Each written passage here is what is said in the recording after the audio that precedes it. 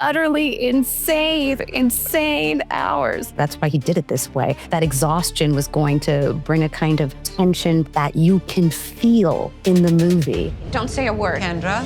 I don't understand why you're trying to talk to her without me. Hey!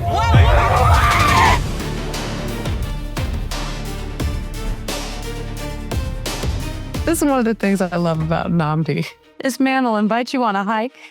That's right. That's right. And you will just walk and talk for hours, not only getting to know one another, but then creating character backstory. And it was just beautiful to get to engage in so much conversation about the story he wanted to tell, and then about like our own lives and our own experiences. But then also like what I was curious about in the storytelling. And I'm not even sure I've ever said this to you, Nnamdi, but I always really appreciated how often we would be walking the set of the house or something and you would tell me how you want to approach a scene. And then you would ask me, what do I think? A lot of what we did together, I felt like I was being brought into it as if this was also mine, like it belonged to me as much as it belonged to him. And I think that dynamic right there is what felt like husband and wife, like to truly be a team working together as a family to create something, to create a sense of safety, to create a loving relationship, marriage, to create an ability to protect our children. Like there was this togetherness because we spent a lot of time talking about the film and just walking that set. Like it would just show me all of the rooms and what we were going to do and what he was thinking and walking me through his ideas for the blocking and what felt right. And just being brought into all of it from the very beginning, there was something really special about it that just felt like from day one, it's like, oh, we're partners, you know? And yeah, that's what did it for me. Yeah, and I think it's interesting you bring up the set and we were walking in a lot. We got lucky that we got that location. You usually don't have time in a location like a week before you start shooting, but we had time in the house where no one was going to be there. Of course, you know, maybe we're setting up. We had a few days to set up, but no one else was there. And so we were able to be in the house, walk the house, see how the house feels, and talk with each other and really sort of get closer in that way. We brought the kids in as well. We luckily had time. In a lot of projects, you don't have time. Like you don't have time to build any sort of relationship. Like you show up on set and it's like you have to have chemistry, it has to work. Luckily, we also worked together already. She was great. So I got to understand who she was. And yeah, so it made it very, very easy.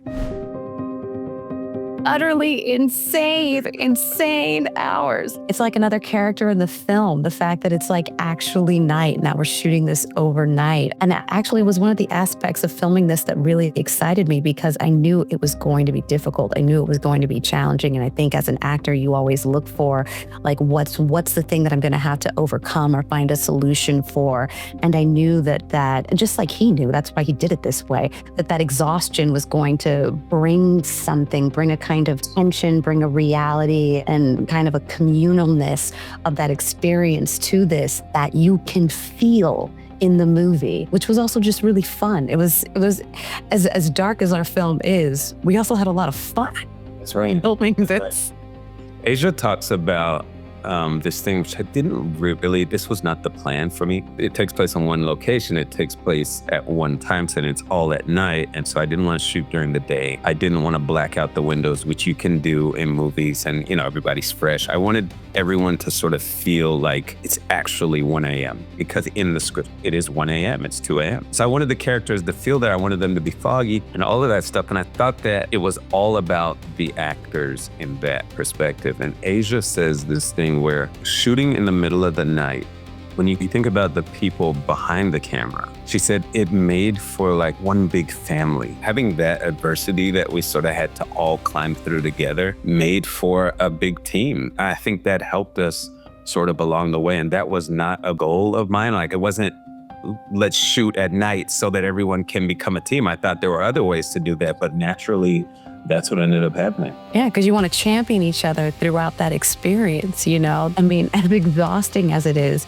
there's something about it that it's like, but we're doing this together, you know, that makes it feel really unique and special. He's the kind of director that asks you questions. He asks you what you think, and then he'll plant an idea in your ear. He won't tell you, oh, do this. And he'll be like, oh, yeah, like that's interesting.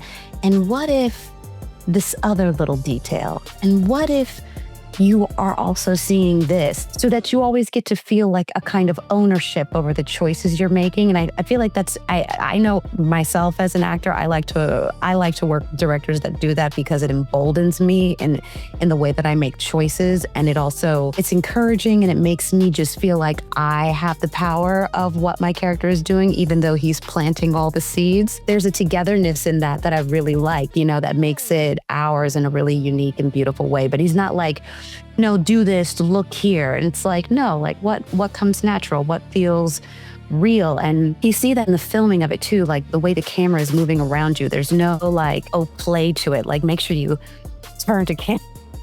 No, it's all like, it's people. It's driven by people. Like I hear something, I want to turn that way, and that's what I do. And it doesn't matter if the camera's there or not, but maybe the camera's going to whip in that direction afterward, so it's just, there's something that feels really urgent about everything that you're doing, because you get to be present and grounded, and it's not so like, make sure you do that, so it's very freeing in that way. And I trust the actors. I'm very involved. The casting process is one of my favorite parts of the whole thing. The casting and editing, it's like, those are top for me. And I trust Aja so much. She's not just an incredible actor. I've always said she's an incredible person. And if there's confusion or anything that's not making sense to her, she's going to ask, she's going to talk about it. We're going to have a conversation. There are others that won't ask and will just maybe keep bumping up against a road, but she's very communicative. And so there were times, because of that trust, that we'd go into a scene and we'll do a quick rehearsal beforehand. And I'd just tell her, you know what, I don't know with this scene. What do you think? Like, where do you think you go? What's going through your head? Where you do it. And then we'd see it and we'd shape it, and it'd be great, and to have that level of pure trust in an actor, I think it made life easy for me. That's truly being a part of a team, and that's what she provided.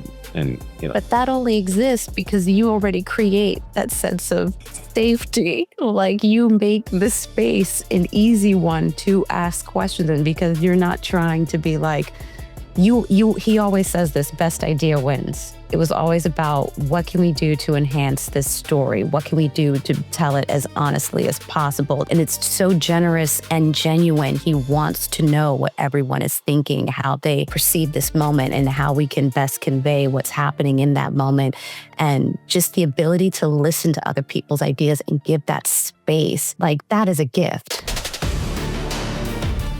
With filmmaking in general, you have to meet the moment. I think on the football field, we don't get take two. I'll get to rewind and say, you know what, guys, we did that wrong. Let's try it again. You have to meet the moment no matter what's going on. I think that's the pressure that a director and a filmmaker has. And so being able to do that in one field, in like the most pressure cooker version of it, I think makes it a little bit easier coming into another field and saying, okay, so now I have to meet the moment. I have a little bit more time. I have a little bit more grace, but it definitely helped. It definitely translates over as a filmmaker.